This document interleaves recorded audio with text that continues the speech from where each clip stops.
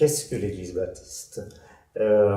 C'est une longue histoire parce que le baptisme c'est un prolongement, on peut dire, de la réforme du XVIe, qui, elle, a fait donner naissance à l'Église luthérienne, à l'Église réformée.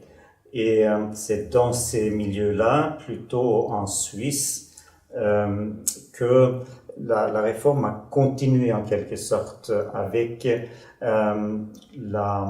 surtout ce qui caractérise les baptistes. Baptistes, c'est ceux qui baptisent, et on baptise pas les enfants, mais les confessants, les professants. C'est-à-dire que le baptême est pratiqué avec celui qui demande son baptême suite à sa conversion.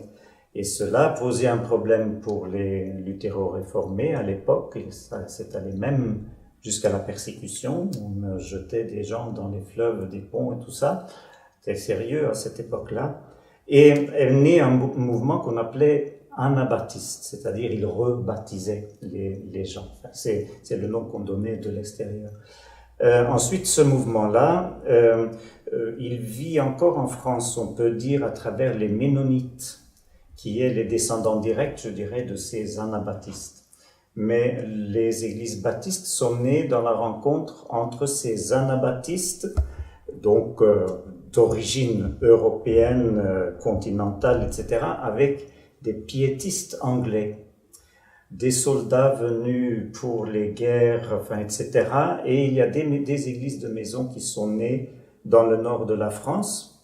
Mais avant cela, la première église baptiste dont on connaît l'existence, c'était à Amsterdam, et ça remonte à 4 siècles. On a célébré les 400 ans de la naissance du baptisme il y a quelques années.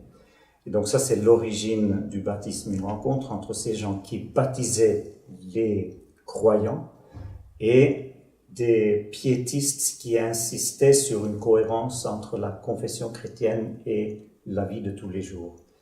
Et voilà que les églises baptistes sont nées avec, dès le départ, un fort accent sur l'importance de la communauté locale, et il est devenu une particularité du baptisme qui se revient ensuite dans les différentes églises évangéliques, l'autonomie de l'église locale. Il n'y a donc pas une hiérarchie pyramidale, mais la communauté locale est le départ, et ensuite on met en commun des choses, mais il n'y a pas de structure qui décide sur l'église locale. Et c'est pour ça qu'aussi, le baptisme a toujours été très missionnaire, à la fois de près, de loin, et les églises se multiplient quelquefois par division. C'est comme ça dans nos circonstances, et parfois par stratégie, c'est-à-dire qu'on envoie quelques personnes dans un autre endroit, où on commence une étude biblique dans une ville, et puis, au fur et à mesure, une communauté prend naissance.